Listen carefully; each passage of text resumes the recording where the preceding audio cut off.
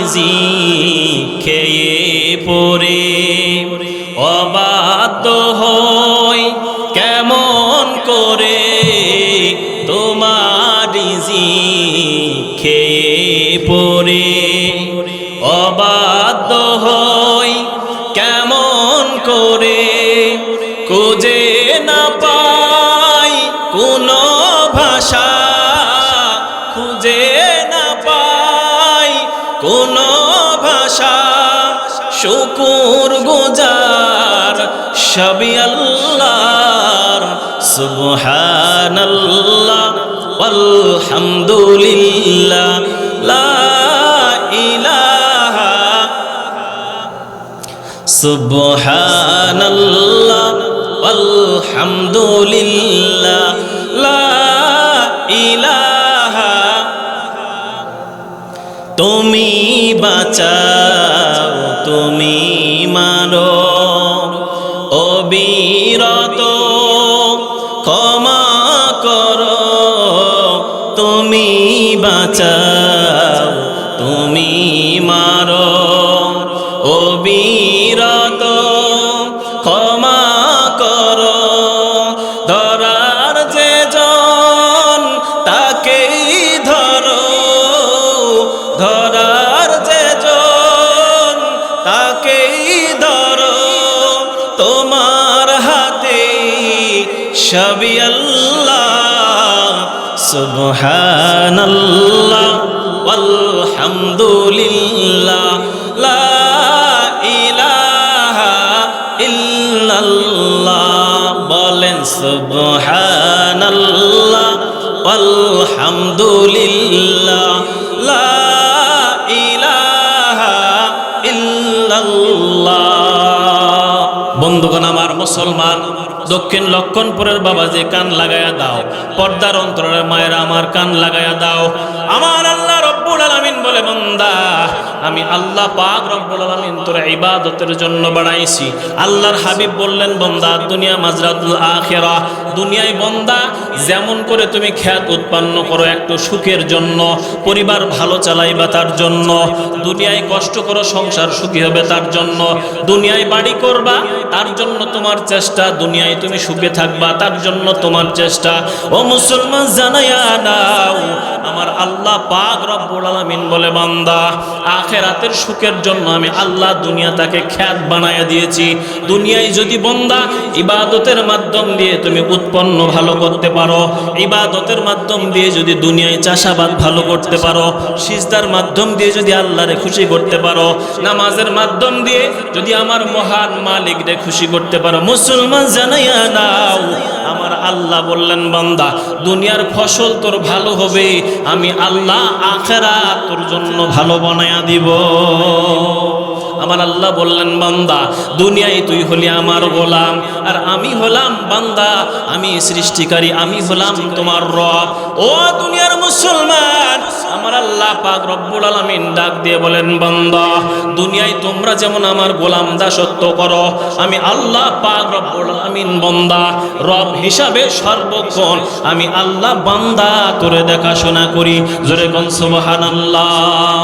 রাব্বি আল্লাহ লা ইলাহা গায়রুহু ওয়া নবিহি মুহাম্মাদ মুস্তাফাহু দীনিয়াল ইসলাম দীনু মাওকাহু আরজুকু ফুরানান ওয়া আফওয়ান ইনদাহু। জোরে বলেন আল্লাহু আকবার। এই জন্য আল্লাহ ডাক দিয়ে বলে মুসলমান আমি আল্লাহ হলাম দুনিয়াতে বান্দা তোদের রব, আখিরাতেও আমি আল্লাহ হলাম তোদের রব। দুনিয়ায় বান্দা সর্বক্ষণ সময় তোরে আমি রব লালন পালন করি, দেখাশোনা করি, এত কিছু দুনিয়ার নাজ নেয়ামত দিয়া বান্দা তোরে আমি লালন পালন করি। পয়গম্বর মুসা একদিন আল্লাহরে ডাক দিয়ে বলে আল্লাহ কেমন করে তুমি দুনিয়া লালন পালন করো?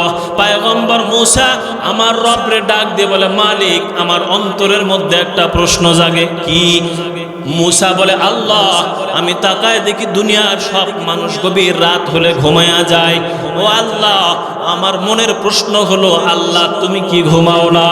আল্লাহ ডাক দিয়ে বলে পয়গম্বর আমি রব ঘুমাই কি ঘুমাই না, একটা মাত্র দায়িত্ব তোরে আমি আল্লাহ পাক দান করব।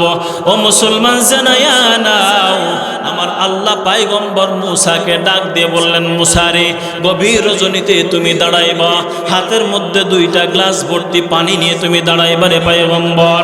এই গ্লাস ভর্তি পানিগুলো সুবে সাদিকের সময় আমি আল্লাহ তোর কাছ থেকে নিব।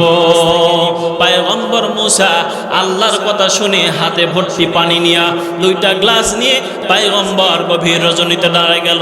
পয়গম্বর হলেও তো আমাদের মতো মানুষ নাকি বলেন? পয়গম্বর হলেও মানুষ না, এটা কি ফেরেশতা নাকি? এই জন্য পয়গম্বর ও আল্লাহর বান্দা নবীর উম্মত আল্লাহর পয়গম্বর মুসা 2টা পানি ভর্তি গ্লাস হাতে নিয়ে দাঁড়ায়া গেলেন। আল্লাহ পাক রব্বুল আলামিন পয়গম্বর মুসাকে বলে পয়গম্বর এই 2টা গ্লাস ভর্তি পানি সুবে সাদিকের সময় আমি তোর কাছ থেকে নিব। পয়গম্বর যখন দাঁড়ায়া গেলেন, মুসলমান জানায়া নাও মানুষের শরীরে তন্দ্রা আসে, রবের শরীরে তন্দ্রা আসার কোনো চান্স নাই। পয়গম্বর মুসা যখন দাঁড়িয়ে গেল, রাত যতই গভীর হয় পয়গম্বর মুসার চোখে তন্দ্রা এসে যায়। পয়গম্বর মুসা তন্দ্রা কাটানোর চেষ্টা করে। মুসলমান যুবক কান লাগায়া দাও, গভীর রজনী যখন হয়ে গেল পয়গম্বর মুসা হাতে গ্লাস নিয়ে দাঁড়ায় আছে। বন্ধুরে আমার তন্দ্রা আসার কারণে শরীর থেকে শক্তিগুলো চলে গেল। এই হাতে পানি ভর্তি 2টা গ্লাস পয়গম্বর মুসার হাত থেকে পড়ে ফেটে গেল। এবার পয়গম্বর লজ্জিত হয়ে গেল, ডাক দিয়ে বলে মালিক আমি এখন সুবে সাদিকের সময় আমার মালিকরে কোন মুখ দেখাবো? আমার আল্লাহ তো মাত্র 2টা গ্লাস আমার জিম্মাদারে দান করেছে। ও মুসলমান জানায়া নাও পয়গম্বর মুসা সুবে সাদিকের সময় আল্লাহ যখন মুসারে ডাকলেন, মুসা কই দেখি তোমার হাতে ভর্তি পানি ভর্তি 2টা গ্লাস আমার দাও। পয়গম্বর মুসা লজ্জিত হয়ে গেল, আল্লাহ যেই 2টা গ্লাস আপনি আমারে দান করেছিলেন, যেই 2টা গ্লাসের জিম্মাদারি আপনি আমারে দিয়েছিলেন, ওই 2টা গ্লাস তো তন্দ্রা আসার কারণে আমার হাত থেকে পড়ে গেছে। ও মুসলমান জানায়া নাও পয়গম্বর মুসা আল্লাহরে বলে মালিক ওই 2টা গ্লাস আমার হাত থেকে পড়ে ফেটে গেছে। মানুষ তো তন্দ্রা আসছে, ঘুম আসছে শরীরে, এই জন্য হাত থেকে পানের গ্লাসগুলো জমিনে পড়ে গ্লাস দুটো কি হয়েছে? ফেটে গেছে। এবার পয়গম্বর মুসাকে আমার আল্লাহ পাক রব্বুল আলামিন বলে মুসা রাত্রির শুরুর ভাগে আমি 2টা গ্লাসের জিম্মাদারি তোরে দিয়েছিলাম, এই 2টা গ্লাসের জিম্মাদারি মাত্র তুই পালন করতে পারলি না। আর আমি আল্লাহ পাক রব্বুল আলামিন যদি ঘুমায়া যায়, এই আসমানের মালিক আমি আল্লাহ, জমিনের মালিক আমি আল্লাহ, কুল কায়নাতের মালিক আমি আল্লাহ, আমি আল্লাহ যদি ঘুমায়া যায় পয়গম্বর এই দুনিয়া থাকবে না, নিমিষেই দুনিয়া ধ্বংস হয়ে যাবে। জোরে কোন সুবহানাল্লাহ। আল্লাহ ডাক দিয়ে বলেন পয়গম্বর 2টা গ্লাসের জিম্মাদারি তুমি পালন করতে গিয়ে একটা রজনী পয়গম্বর তুমি 2টা গ্লাসের জিম্মাদারি পালন করতে পারো নাই। ও পয়গম্বর আমি যদি রব ঘুমায়া যাই তামাম পৃথিবী কুল কায়নাত 18,000 মাখলুকাত থাকবে না রে পয়গম্বর, নিমিষেই সব ধ্বংস হয়ে যাবে। আল্লাহ বলেন এই জন্য লা তাখুযুহু সিনাতুন ওয়ালা নাওম। আল্লাহু আকবার বলেন। দুনিয়ার সব মানুষ ঘুমাইতে পারে, রবের চোখে ঘুম আসে না। আমার আল্লাহ বললেন বান্দা এটাও তোর প্রতি আমি আল্লাহ নিয়ামত দিয়েছি। ওয়াজআলনাল লাইলা লিবাসা, আল্লাহ বললেন বান্দা এই রাত তোর জন্য শান্তির জন্য আমি আল্লাহ বানাইছি, দিন তোর কামাইয়ের জন্য আমি আল্লাহ বানাইছি। দিনে বান্দা বিচরণ করবা আর রাতের মধ্যে বান্দা আরাম করবা, ঘুমাইবা, এই জন্য আমি আল্লাহ রাত তোর জন্য বানাইছি।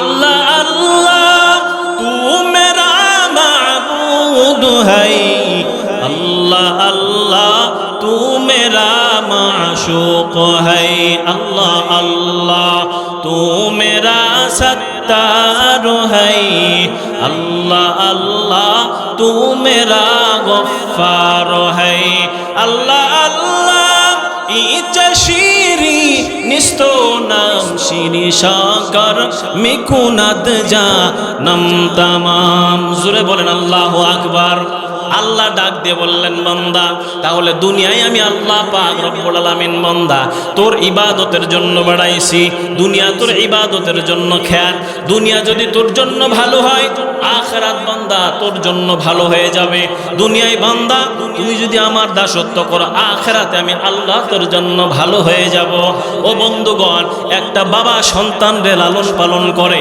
ছোট থেকে সন্তানরে মোহাব্বত করে বড় করে বলুন তো ময়দানে মাশরে যদি এই সন্তানের কাছ থেকে বাবা যদি একটা নেক চায় বাবা সন্তানের কাছ থেকে যদি একটা নেকি দাবি করে লক্ষণপুরের মুসলমান সন্তান কি কখনো বাবারে নেকি দেওয়ার জন্য রাজি হবে একজন বান্দা জাহান্নামের ফয়সালা হয়ে গেছে দৌড়াইতেছে জাহান্নামের দিকে আল্লাহ ডাক দিয়ে বললেন বান্দা দাঁড়াও তোমার জন্য একটা সুযোগ আছে তুমি বিচারণ করো ময়দানে মাশরে ঘুরে ঘুরে দেখো তোমার আত্মীয় স্বজনের কাছে যাও যদি তুমি কিছু নেকি কামাই করার সুযোগ পাও আমি আল্লাহ ওই নেকির বদলতে আমি আল্লাহ তোরে মাফ করে দেব আল্লাহর বান্দা দৌড়াইতে থাকবে গোটা ময়দানে মাশরে দৌড়াইবে সন্তানের সাথে দেখা হয়ে যাবে সন্তানকে বলবে বাবা দুনিয়ায় তোরে লালন পালনের জন্য মাথার ঘাম পায়ে ফেলেছি তোর জন্য কত কষ্ট করেছি লেখাপড়া তোরে আমি শিখিয়েছি মানুষের মতো মানুষ করেছি তোরে বড় করেছি সুশিক্ষায় শিক্ষা দান করে বাবা তোরে বিবাহ শাদী দিয়েছি দুনিয়ায় তোর জন্য কত অর্থ সম্পদ কামাইছি সবগুলোই তো বাবা দুনিয়ায় তোর জন্য আমি রেখে আসছিলাম ও মুসলমান জানাইয়া নাও সন্তান যখন বাবার এই কথাগুলো শুনবে বাবা কি সন্তান ডাক দিয়ে বলবে দুনিয়ায় আমার কোনো বাবা ছিল না ভাইয়ের সাথে দেখা হয়ে যাবে ডাক দিয়ে বলবে বন্ধু দুনিয়ায় তুই তো আমার ভাই ছিলি বন্ধু ছিলি কত মোহাব্বত করেছি তোরে কত ভালোবেসেছি আজকে ময়দানে মাশরে আমি অনেক বিপদ মুসিবতের মধ্যে পড়ে গেছি তোমার যদি একটা নেকি থাকে তোমার ওই নেকির থেকে কিছু অংশ তুমি আমারে দান করো বন্ধু ডাক দিয়ে বলবে দুনিয়ায় কত বন্ধু আমার তো ছিল না এমন আমি মনে পড়ে না বন্ধু আপনার থেকে দূরে চলে যাবে ভাইয়ের সাথে দেখা হবে ভাই আপনার থেকে দূরে চলে যাবে ও মুসলমান তুমি বুঝো আর না বুঝো দুনিয়ায় যারা তোমার আপন আখিরাতে কেউ তোমার আপন হবে না আখিরাতে একমাত্র আপন হবে আমার আল্লাহ আখিরাতে কে আপন হবে ইয়াউমা ইয়াফিরুল মারউ মিন আখিহি ওয়া উম্মিহি ওয়া আবি ওয়া সাহিবাতিহি ওয়া বানি লিকুল্লি ইমরিইম মিনহুম ইয়াউমা ইযিন শাআনু ইউগনি দুনিয়ায় যারা ভাই ছিল আখিরাতে পরিচয় দিবে না তারা চলে যাবে দুনিয়ায় যারা বন্ধু ছিল আখিরাতে পরিচয় দিবে না বন্ধু পর হয়ে যাবে নিজের সন্তান দুনিয়ায় যার জন্য মুসলমান এত কষ্ট করেছো আখিরাতে এই সন্তান এই বন্ধু এই ভাই এই পিতা এই মাতা কেউ আপন থাকবে না সবাই পর হয়ে যাবে আখিরাতে শুধু আপন হবে আমার আল্লাহ এই জন্য আপন করতে হলে কারে আপন করব আল্লাহকে এই জন্য আল্লাহ বলছেন বান্দা এ মুরব্বি শেষ করে দেব আখিরাতে আপন হবেন আমাদের একমাত্র আল্লাহ পাক রব্বুল আলামিন বন্ধুগণ আমার কালামুল্লাহ শরীফে আল্লাহ পাক রব্বুল আলামিন বলেন যেহেতু বান্দা তোরে আমি ইবাদতের জন্য বানাইছি 30 নম্বর পারা সূরাটার নাম হচ্ছে সূরা মুলক আল্লাহ পাক রব্বুল আলামিন ডাক দিয়ে বলেন বান্দা দুনিয়ায় আমি মানুষ বানাইছি মানুষের জন্য দুইটা দিক আমি আল্লাহ পাক রব্বুল আলামিন তৈরি করছি আল্লাহ পাক রব্বুল আলামিন বলেন বান্দা এই দুইটা দিকের মধ্যে একটা দিকের নাম হলো হায়া আরেকটা দিকের নাম হলো মওত আল্লাহ বললেন আল্লাযী খালাকাল মাউতা ওয়াল হায়াতা লিয়াবলুয়াকুম আইয়ুকুম আহসানু আমালা আমি আল্লাহ পাক রব্বুল আলামিন বান্দা দুনিয়ায় তোর জন্য হায়াত বানাইছি, দুনিয়ায় তোর জন্য হায়াত দিয়েছি, দুনিয়ায় তোর জন্য আমি আল্লাহ পাক রব্বুল আলামিন মওত নির্ধারণ করে রেখেছি। আমি আল্লাহ পাক রব্বুল আলামিন দেখতে চাই হায়াত দিয়া দুনিয়ায় বান্দা দুনিয়ায় কে কত নেক আমল করেছ, এই দুনিয়ায় হায়াত পাইয়া বান্দা কে কত আল্লাহর ভালো কাজ করেছ। আল্লাহ বললেন এই পরীক্ষার জন্য মুসলমান আমি আল্লাহ তোমাদের নেক হায়াত দান করেছি, মওত দিয়েছি। আমি শুধু জানতে চাই আইয়ুকুম আহসানু আমালা, বান্দা দুনিয়ায় কে কত তোমরা ভালো আমল করতে পারো। বন্ধুগণ আমার, মৃত্যুর শয্যায় যখন মানুষ পতিত হবে, দুনিয়ায় যদি বান্দা নেক আমল করো, আল্লাহ পাক রব্বুল আলামিন বলে বান্দা মওতের আযাব আমি আল্লাহ দূর করে দেব।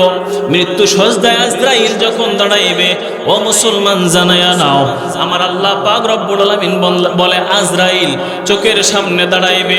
বান্দা আজরাইলকে দেখে কম্পন সৃষ্টি হয়ে যাবে অন্তরের ভিতরে, এত বিশাল চেহারা আজরাইল চোখের সামনে উপস্থিত হয়ে যাবে। আল্লাহ বললেন বান্দা দুনিয়ায় আমি আল্লাহ পাক রব্বুল আলামিনের যারা ইবাদত করে ভালো বান্দা হবে তাদের মৃত্যুটা আমি কেমন করে নিব। সন্তান যেমন মায়ের গর্ভে ভূমিষ্ঠ হওয়ার পরে মাসুম সন্তান যেমন বান্দার আল্লাহর বান্দির মায়ের গর্ভের দুধ মায়ের গর্ভের থেকে বের হয়ে দুগ্ধ পান করতে করতে মায়ের কোলে ঘুমায়া যায়, আল্লাহ বললেন বান্দা আমার ওই সকল মাসুম নেক বান্দা বান্দের মওত আমি আল্লাহ এমন ভাবে নেব, দুনিয়ার থেকে বিদায় হয়ে পরকালে যাবে আমার বান্দারা বুঝতে পাবে না।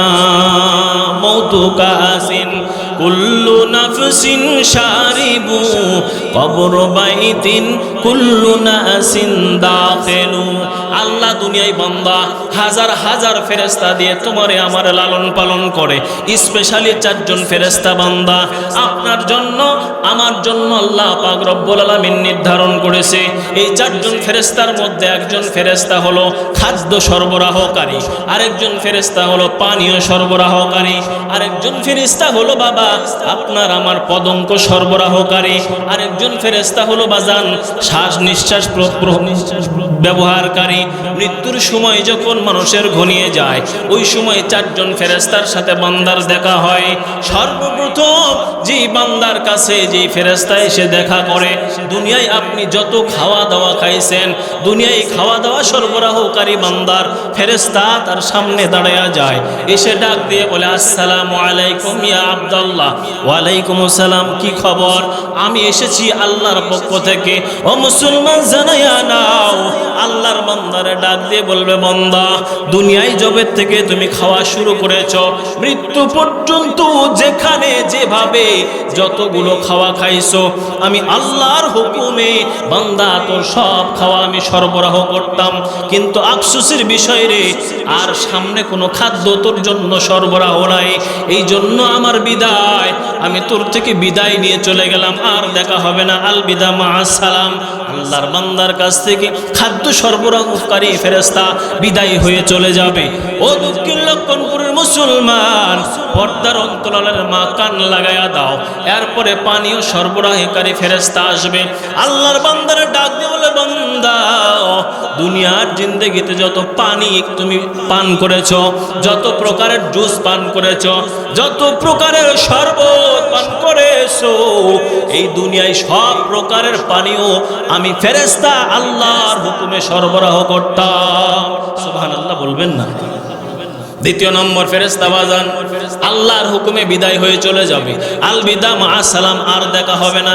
বান্দা ডাক দিয়ে বলবে থাম থাম, যাওয়ার এখনো সময় হয়নি, আরো তো সময় বাকি আছে। ফেরেশতা ডাক দিয়ে বলবে না, খাদ্যের জন্য সবকিছু শেষ, পানীয় পান করার জন্য সবকিছু শেষ, সুতরাং আমার দায়িত্ব আর নাই, আমি বিদায়, তোমার সাথে আর দেখা হবে না, আল্লাহর দরবারে চলে গেলাম। এরপরে তৃতীয় নম্বরের ফেরেশতা বাজান তোমার আমার সামনে হাজির হয়ে যাবে, যেই ফেরেশতা দুনিয়ায় পদঙ্ক অনুসরণ করে, আমাদের পদঙ্ক অনুসরণ করে পদঙ্ক চালায়। আল্লাহর বান্দার সামনে ডাক দিয়ে বলে বান্দা দুনিয়ায় জবের থেকে তুমি পদঙ্ক চলা শিখেছো, সেই সময় থেকে নিয়ে শুরু করে আজকের দিন পর্যন্ত বান্দা মৃত্যু শয্যায় শায়িত হয়ে গেছো। এই দিন পর্যন্ত যত জায়গায় সফর করেছো, যত দেশে তুমি সফর করেছো, যত জায়গায় গিয়েছো, সব জায়গায় বান্দা আল্লাহর রহমত তোর সাথে আমি নিয়ে যেতাম। এখন দেখি পৃথিবীতে কোনো পথ তোর জন্য খোলা নাই, সব পথগুলো তোর জন্য বন্ধ হয়ে গেছে। অনন্তরপুরের মুসলমান আল্লাহর ফেরেশতা বান্দারে ডাক দিয়ে বলবে, বান্দা যেহেতু দুনিয়ায় তোর সব প্রকারের রাস্তাগুলি বন্ধ, সুতরাং আমার আর কোনো দায়িত্ব নাই, আমি চলে গেলাম। আল্লাহর বান্দা আফসোস করবে, হায়রে সব আমার থেকে বিদায় নিয়ে চলে যায়, কে থাকবে আমার কাছে, কে থাকবে আমার কাছে? সর্বশেষ ফেরেশতা আসবে, অক্সিজেন সরবরাহকারী ফেরেশতা আল্লাহর বান্দাকে ডাক দিয়ে বলবে, ইয়া আব্দুল্লাহ আসসালামু আলাইকুম। আল্লাহর বান্দা ডাক দিয়ে বলবে, ওয়া আলাইকুমুস সালাম। কি ব্যাপার? আল্লাহর বান্দাকে ফেরেশতা বলবে, দুনিয়ায় জবে থেকে তুমি জন্মগ্রহণ করেছো, সেই সময় থেকে নিয়ে শুরু করিয়া শেষ নিঃশ্বাস যে সময় তুমি ত্যাগ করবা, এই দুনিয়ায় সকল প্রকারের অক্সিজেন যতগুলো তুমি গ্রহণ করেছো, সব অক্সিজেন আল্লাহর হুকুমে আমি তোমারে দিতাম। আর যত প্রকারের তুমি অক্সিজেন দুনিয়াতে ছেড়েছো, সবগুলোই আল্লাহর হুকুমে আমি সরবরাহ করতাম।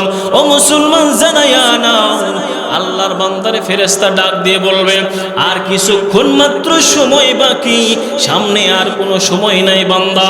দুনিয়ার সফর তোর জন্য শেষ, আখিরাতের সফর তোর জন্য শুরু।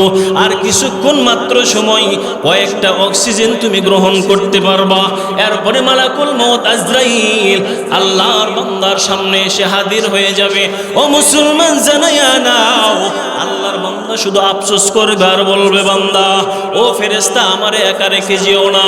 ফেরেশতা ডাক দিয়ে বলবে, না না, আমার থাকার আর কোনো সময় নাই, আমার কোনো দায়িত্ব নাই, আমি বিদায় নিলাম। কয়েকটা সময় পরে, কিছু সেকেন্ড পরেই মালাকুল মউত আজরাইল তোমার সামনে হাজির হয়ে যাবে। আল্লাহর বান্দা চোখের পানিগুলো ছেড়ে দিয়ে কাঁদবে।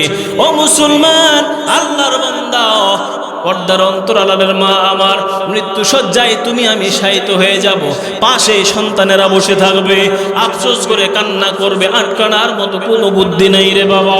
মা দুনিয়ার থেকে বিদায়, সন্তানেরা দুনিয়াতে বসে বসে কান্না করবে, আটকানোর মতো কোনো বুদ্ধি নাই। স্বামী দুনিয়ার থেকে বিদায়, স্ত্রী বসে বসে কান্না করবে, আটকানোর মতো কোনো বুদ্ধি নাই। দুনিয়ায় বাবা বেঁচে আছে, সন্তান দুনিয়ার থেকে বিদায়, আটকানোর কোনো মতো বুদ্ধি নাই। আল্লাহ বললেন, বান্দা মৃত্যু শয্যায় আজরাইল চোখের সামনে যখন তুমি দেখতে পারবা, সাকরাতুল মউত তোমারও শুরু হয়ে যাবে। মদিনাওয়ালা বলেন, দুনিয়ার বান্দা মৃত্যু শয্যায় সাকরাতুল মউত হলো বেশি কষ্ট। বন্ধুগণ আমার, নবীজির মউতের করুণ ইতিহাস বললে চোখের পানি ধরে রাখা সম্ভব হবে না। মৃত্যু শয্যায় বান্দার সামনে আজরাইল এসে দাঁড়ায়া যাবে, বান্দা শুধু বাঁচার জন্য আগত মিনতি করবে, কিন্তু দুনিয়ার সফর শেষ বান্দা, দুনিয়া থাকার জায়গা না। দুনিয়ার সফর যখন বান্দা তোমার আমার শেষ হয়ে যাবে, নির্ধারিত সময়ে আমার আল্লাহ আজরাইলকে পাঠায়া দেবে। আজরাইল বলবে, বান্দা এই তো তোর দুনিয়ার সফর শেষ হয়ে গেল, এখন তো আখিরাতের জন্য তোরে পাড়ি জানাতে হবে। ও মুসলমান, জানাইয়া নাও, দুনিয়ার সফর যখন বান্দার শেষ হয়ে যাবে, বান্দার থাকতে পারবে না, আখিরাতের জন্য পাড়ি দিতে হবে। কবর অন্ধকার ঘর পড়ে আছে রে বাবা, হাসর জায়গা পড়ে আছে, কষ্টের জায়গা, মিজান কষ্টের জায়গা পড়ে আছে, পুলসিরাত কষ্টের জায়গা পড়ে আছে। ময়দানে মাশরে কেমনে পার হইবা, ময়দানে মাশর কষ্টের জায়গা বান্দা তোর জন্য পড়ে আছে। যেই নবীর উম্মত করে আল্লাহ তোরে আরে আমারে বানাইছে, জানো নি ময়দানে মাশরে ওই নবীর শাফাত ছাড়া বান্দা জান্নাতে যাইতে পারবে না। একটু আওয়াজ দিয়ে বলেন সুবহানাল্লাহ। কঠিন ময়দানে মাশর যখন কায়েম হয়ে যাবে, আমার আল্লাহ পাক রব্বুল আলামিন ময়দানে মাশর কায়েম করবেন। সব নবীরা নাফসি নাফসি করবে। আদম আলাইহিস সালাতু ওয়াস সালামের কাছে যাবে, আদম বলবে না আমার দ্বারাই হবে না। নূহ নবীর কাছে যাও, নূহ নবী বলবে না আমার দ্বারাই হবে না। তুমি লূত নবীর কাছে যাও, লূত নবীর কাছে যাবে, হবে না। ও লক্ষণপুরের মুসলমান, জানায় নাও রে বাবা, পর্দার আড়ালের মা, কান লাগায় শুনে নাও। আর অন্যান্য নবীর কাছে যাবে, শোয়েব নবীরে দেখবে দাঁড়িয়ে আছে, দৌড়াইতে থাকবে বান্দাগুলা, ও শোয়েব পয়গম্বর আমরা আজকে মুসিবতে পড়ে গেছি, মেহেরবানি করে বাঁচাও, একটু সুপারিশ করো আল্লাহ যেন আমাদের জান্নাত দেয়। ও মুসলমান বাবাজি, সব নবীরা বলবে না না আমার দ্বারাই হবে না। আল্লাহর নবীর আগে একজন পয়গম্বর আমার আল্লাহ দুনিয়ায় প্রেরণ করেছিলেন, পয়গম্বরের নাম হলো পয়গম্বর ঈসা রূহুল্লাহ। সব মানুষগুলো দৌড়ে যাবে পয়গম্বর ঈসা রূহুল্লাহর কাছে, ডাক দিয়ে বলবে মুসলমান, আল্লাহর পয়গম্বরকে ডাক দিয়ে বলবে পয়গম্বর আজকে ময়দানে মাশরে সব মানুষগুলো ব্যাকুল হতাশ হয়ে গেছে, ময়দানে মাশরে কান্নার আওয়াজ, সব মানুষগুলো পাগল পারা হয়ে দৌড়াচ্ছে, সব নবীদের কাছে যাচ্ছে, কোনো নবী সুপারিশ করতে পারে না। সর্বশেষ সবাই দেখে দিল আপনার কাছে আমরা আসলাম, ওগো পয়গম্বর ঈসা আপনি যদি একটু সুপারিশ করেন আমরা আল্লাহর জান্নাতে যেতে পারবো। আল্লাহর পয়গম্বর ঈসা ডাক দিয়ে বলবেন বান্দা বান্দিরা শুনে নাও, আদম যেহেতু সুপারিশ করতে পারে নাই, আদমের পরে নূহর কাছে কিছু পারে নাই, শোয়েবের কাছে কিছু পারে নাই, লূতের কাছে কিছু পারো নাই, আর পয়গম্বরের কাছে কিছু পারো নাই, সর্বশেষ যখন আমার কাছে আসছো শাফাআতের মালিক আমি না, সুপারিশ আজকে আমি করতে পারবো না, শেষ নবীর কাছে যাও, শেষ নবী সুপারিশ তোমাদের করে আল্লাহর জান্নাতে দিবে। একটু বুঝে থাকলে বলেন সুবহানাল্লাহ, আরো জোরে আওয়াজ দিয়ে বলেন সুবহানাল্লাহ।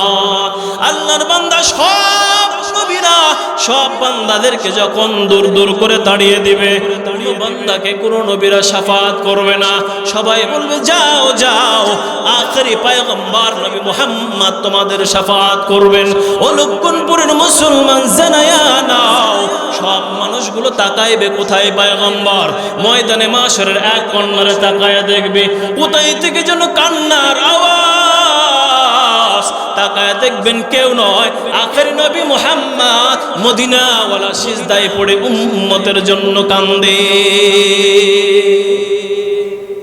সব মানুষগুলো দৌড়াইতে থাকবে নবীর দিকে, দেখবে নবী মুহাম্মদ সিজদায় পড়ে উম্মতের জন্য কান্দে।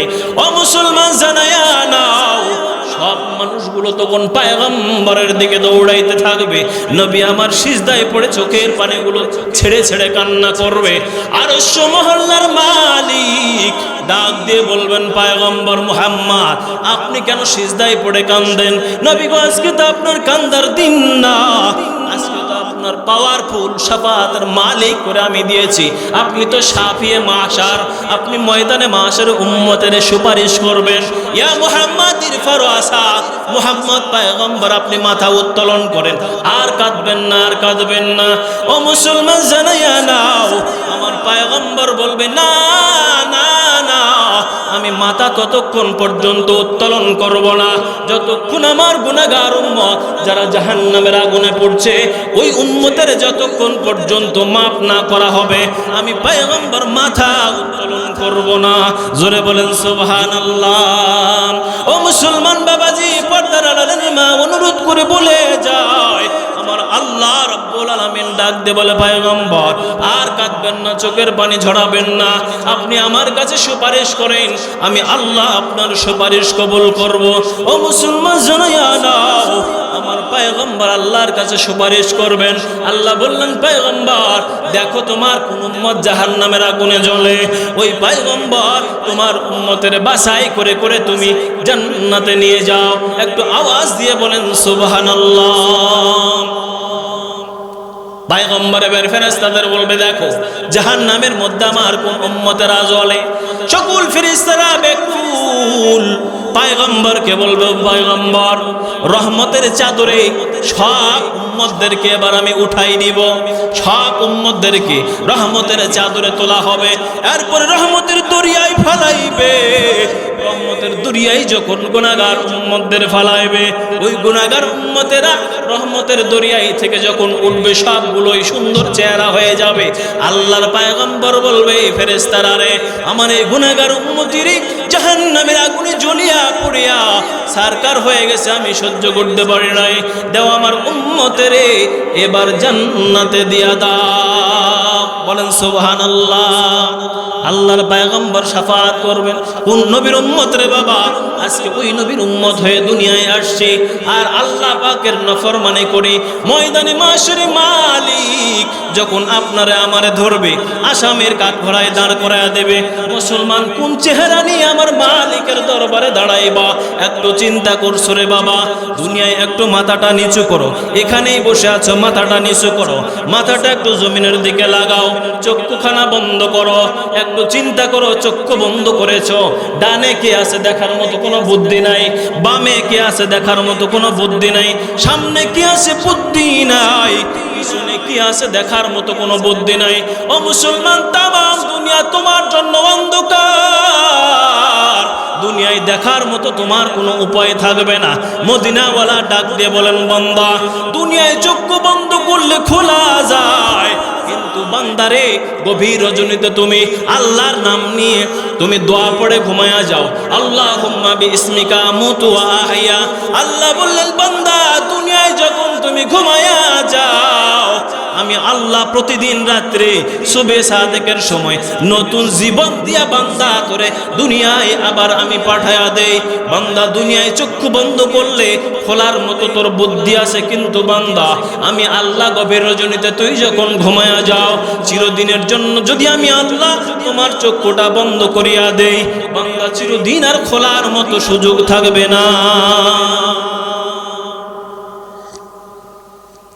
আল্লাহ বল, এই জন্য দুনিয়ার থেকে বিদায় হওয়ার আগে আল্লাহ পাক রব্বুল আলামিন বলে, বান্দা দুনিয়ায় বিদায় হওয়ার আগে আগে এমন কিছু কাজ করে যাও যেই কাজগুলো নিয়ে ময়দানে মাশরে আল্লাহর দরবারে দাঁড়ানো যায়। যুবক বন্ধুরে, মুরব্বী বাবাজি, আমার আল্লাহ পাক রব্বুল আলামিন বলে, বান্দা ময়দানে মাশরে জাহান্নামের কষ্ট দুনিয়ার চেহারা দিয়ে সহ্য করতে পারবা না রে যুবক। ও পর্দার মা, অনুরোধ করি বলি, শুনে যাও। দুনিয়ার থেকে বান্দা যখন জাহান্নামের মধ্যে দেবে, আল্লাহ পাক রব্বুল আলামিন বলে, ওই জাহান্নামে এত কালো করে আমার আল্লাহ পাক রব্বুল আলামিন বানাইছে। বন্ধুগণ, দুনিয়ার আগুনের চাইতে জাহান্নামের আগুন অনেক বড় ভয়ঙ্কর। দুনিয়ায় যারা গুনার কাজ করবে, আল্লাহ পাক রব্বুল আলামিন নাফরমানের পায়ে শিকল লাগায়া জাহান্নামের দিকে টানতে থাকবে। বান্দাগুলো আফসোস করবে, হায় হায়, আজকে তো আমার জন্য জাহান্নামের ফয়সালা হয়ে গেল। আল্লাহ ফেরেশতাদের ডাক দিয়ে বলবেন, দাও দাও, সব নাফরমানের পায়ে শিকল লাগায়া জাহান্নামের ভিতরে নিয়ে যাও। বান্দা দুনিয়ার এই শরীর দিয়ে জাহান্নামের আযাব সহ্য করার মতো কোনো বুদ্ধি নাই রে বাবা। যদি একবার তোমার আমার আযাব জাহান্নামে হয়ে যায়, বান্দা আফসোসের সীমা থাকবে না, আফসোস করে শেষ থাকবে না। নাফরমানগুলোকে আল্লাহ জাহান্নামে ফেলাবেন। বন্ধুরে আমার, একটা হাদিসের কথা মনে পড়ে গেল। আমার নবী যখন মেরাজের রজনীতে আল্লাহর সাথে দিদারের জন্য গেল, আমার আল্লাহ ডাক দিয়ে বলে, জিবরাইল আমার নবীরে একটু জান্নাতটা দেখাও, আমার নবীরে একটু জাহান্নামটা ভ্রমণ করাও। আল্লাহর নবী জান্নাত সফর করলেন, আল্লাহর নবী জাহান্নাম দেখলেন। নবীজি আমার জাহান্নামের দিকে তাকাইয়া যখন দেখে জাহান্নামের অগ্নি লেলিহান শিখাগুলো জ্বলতেছে, আর ওই জাহান্নামের লেলিহান শিখার সাথে কিছু যুবক যুবতী আগুনের সাথে উপরে যায়। আগুন যখন নিচে যায়, আগুনের লেলিহান শিখার সাথে যুবক যুবতীরাও নিচে যায়। জিবরাইলকে বললেন, জিবরাইল এই আগুনের মধ্যে প্রজ্বলিত মানুষগুলো কারা? জিবরাইল বলে, হুজুর এই মানুষগুলো হলো তারা দুনিয়ার জিন্দেগিতে যারা বেগানা হিসাবে নারীরা পর্দা করে নাই, ওই সকল যুবকরা পর্দা করে নাই। নারীদের জন্য যেমন পর্দা করা ফরজ, পুরুষের জন্য তেমন পর্দা করা ফরজ রে বাবা। জিবরাইল বললেন, হুজুর দুনিয়ার জিন্দেগিতে যারা পর্দা করে নাই, ওই বেগানা নারী পুরুষ এখানে জাহান্নামের আগুনে জ্বলে। ও দক্ষিণ লক্ষণপুরের মুসলমান, জানায়া নাও। ও পর্দার আলার মা অনুরোধ করে বলে, কান লাগায়া দিয়া শোনো। মদিনার কামলিওয়ালা নবী ডাক দিয়ে বলেন, মুসলমান দুনিয়ার জিন্দেগিতে বেগানা হয়ো না। বেগানাদের জন্য আল্লাহ জাহান্নাম রাখছেন। হযরত আলী কাররামাল্লাহু ওয়াজহাহু মদিনার মসজিদে নববীতে গেলেন। মদিনাওয়ালা মসজিদে নববীর মধ্যে বসে সাহাবায়ে কেরামদের নিয়ে আলোচনা করছেন। হযরত আলী গেলেন, আসসালামু আলাইকুম। আল্লাহর নবী বললেন, আলী কি খবর? আলী রাদিয়াল্লাহু তাআলা আনহু বলেন, ইয়া রাসূলুল্লাহ আলহামদুলিল্লাহ। আল্লাহর নবী সাহাবায়ে কেরামদের সাথে নিয়ে প্রশ্ন করে, বলো তো দুনিয়ার জিন্দেগিতে মহিলাদের জন্য সবচাইতে কঠিন দায়িত্ব কোনটা? কোনো মানুষ কোনো কথা বলে না, কোনো মানুষ মুখ খোলে না।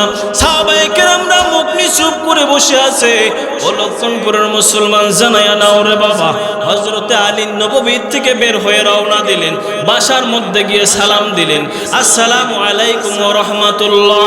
দুনিয়ার জিন্দেগিতে বান্দা সালাম এমন একটা ইবাদত, সালামের মাধ্যম দিয়ে আল্লাহ অহংকার থেকে মুক্তি করে দেয়। হযরত আলী বাসার মধ্যে গেলেন, সালাম দিলেন বাসায়, বাসার থেকে সালামের জবাব আসলো। আমরা কি আমাদের বাসায় গিয়ে সালাম দেইনি? তো আপনি যদি বাসায় সালাম না দেন, তাহলে বাসার থেকে আপনার বিবিরা আপনারা কেমনে সালাম দিবে? এই জন্য সালাম আপনি বাসায় ঢোকার সাথে সাথে আগে সালাম দেবেন, সালামের প্রচার করবেন। দেখবেন বাড়িতে আপনার বিবি আপনারা সালাম দিবে, আপনার সন্তান আপনারা সালাম দিবে। এই জন্য আগে আগে সালাম দেওয়া। সালাম দিলে তিনটা ফায়দা, তার মধ্যে একটা ফায়দা হচ্ছে আল্লাহ অন্তর থেকে সব অহংকারকে মিটাইয়া দেয়। জোরে কোন সুবহানাল্লাহ। হযরত আলী বাসার মধ্যে গেলেন, বাবা সালাম দিলেন বাসার মধ্যে, সালামের জবাব দিল। এবার ফাতেমা ডাক দিয়ে বলে, প্রাণের স্বামী আমার কি খবর? গেছিলাম মদিনায় নববীতে, আল্লাহর নবী মদিনাওয়ালা সাহাবীদের নিয়ে আলোচনা করে। কি আলোচনা? আমার বাবা কেমন আছে? আলহামদুলিল্লাহ ভালো। এবার কি আলোচনা? আলী বলে, সব সমস্যার সমাধান কিন্তু মদিনাওয়ালা দিয়েছেন, একটা মাত্র আলোচনা সাহাবায়ে কেরামদের করেছেন। আল্লাহর নবী বলেন, বলো তো দুনিয়ায় মহিলাদের জন্য কোন আমলটা সবচাইতে বেশি কঠিন? সব সাহাবায়ে কেরাম নিছো, কেউ মুখ খোলে না।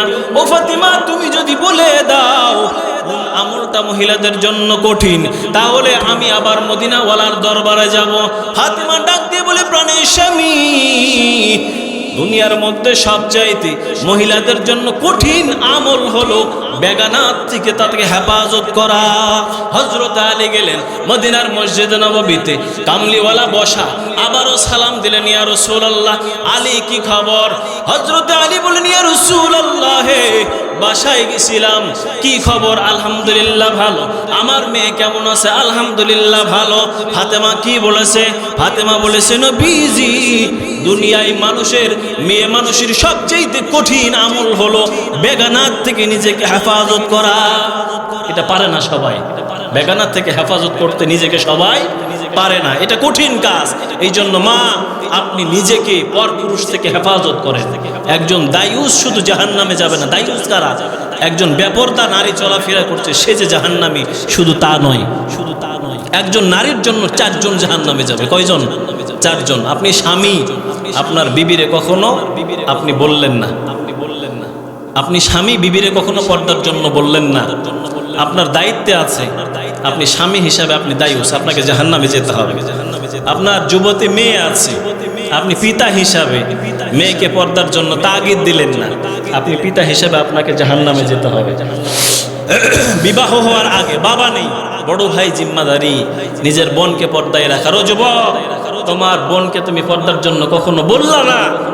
এই বোন বেপর্দায় চলাফেরা করলো, অবাধে নারী পুরুষ মিলামিশা করলো, চলাফেরা করলো, দেখাশোনা করলো, কথাবার্তা বললো, মনে করছো তুমি বেঁচে যাবা? অত সহজ নয়।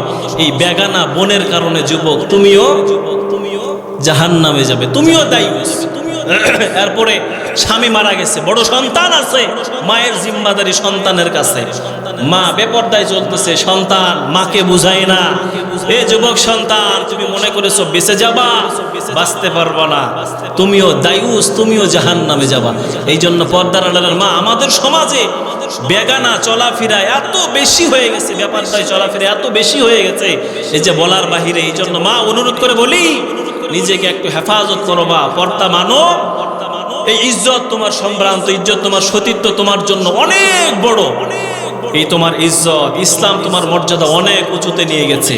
এই জন্য তুমি নিজেকে হেফাজত করো, পরপুরুষ থেকে তুমি নিজেকে বাঁচাও, অন্যথায় আল্লাহ পাক রব্বুল আলামিনের জাহান্নামে যেতে হবে। আল্লাহ পাক রব্বুল আলামিনের রাসূল বলেন, মা আমারতুকুম বিহি ফাখুযুহু ওয়া মা নাহাইতুকুম আনহু ফান্তাহু। দুনিয়ার মুসলমান, আমি আল্লাহর হাবিব সাল্লাল্লাহু আলাইহি ওয়াসাল্লাম বলে গেলাম, দুনিয়াতে আমি যা তোমাদের আদেশ করেছি তা তোমরা মজবুত করে ধরো, আর দুনিয়াতে আমি তোমাদের যা নিষেধ করেছি সেগুলোর থেকে বাঁচো। এখন দেখলে দেখা যায় যুবকরা যেগুলা আল্লাহ রসুল নিষেধ করছে এগুলাই বেশি বেশি করে। চুলের ডিজাইনার কাটিং দেখলে তো বাবা বাঁচাই যায় না। আল্লাহ রসুল বলছেন তোমরা চুল কাটো সুন্নত নিয়মে। ওরে বাবারে, চুলের ডিজাইন এক মাথায় 4 কালার, এক মাথায় 4 প্রকারের ছাটন আছে না নাই? এই যুবকরা এবার 4 কালারের চার কালারের চুল করতেছে মাথায়, 4 প্রকারের ছাটন দিচ্ছে মাথায়। আল্লাহর হাবিব সাল্লাল্লাহু আলাইহি ওয়াসাল্লাম বলছেন টাকনুর উপরে কাপড় পরো। যুবকরা টাকনু ঢেকে কাপড় পরে। আল্লাহ রসুল সাল্লাল্লাহু আলাইহি ওয়াসাল্লাম বলছেন আজান হলে নামাজে যাও, আল্লাহর কুদরতি পায়ে সিজদা করো। আজান হলে মসজিদে মুসল্লি খুঁজে পাওয়া যায় না। এমন আছে না নাই? কথা কয় না। ঘুম ধরে গেছে নাকি আপনাদের? তো এই দুনিয়াতে আল্লাহ হাবিব সাল্লাল্লাহু আলাইহি ওয়াসাল্লাম বলছেন যে দুনিয়াতে আমি যা বলছি এগুলাকে ধরো, আর আমি যা নিষেধ করছি এগুলার থেকে তোমরা বাঁচো। কারণ দুনিয়া বড় কঠিন জিনিস রে বাবা। আল্লাহ পাক রব্বুল আলামিন, আল্লাহর হাবিব যা আমাদের আদেশ করেছেন এগুলো যেন আমরা পালন করতে পারি, আল্লাহর হাবিব যা আমাদের নিষেধ করেছেন এগুলার থেকে যেন আমরা বাঁচতে পারি। আল্লাহ পাক রব্বুল আলামিনের কাছে দোয়া করি, আল্লাহ দুনিয়ায় যা হয়ে গেছে অতীতে, আল্লাহ বাকি জীবনটা তুমি আমাদের জন্য এমন কিছু নেক হায়াত দান করে দাও। আল্লাহ বাকি জীবনটা দুনিয়ায় যেন আমরা ওই পথে চলতে পারি যে পথে চললে আল্লাহ তোমার জান্নাত আমরা পাবো। আল্লাহ তুমি ওই পথে আমাদের চালাও। আল্লাহ যেন আমাদের কবুল করেন। বলুন আল্লাহুম্মা।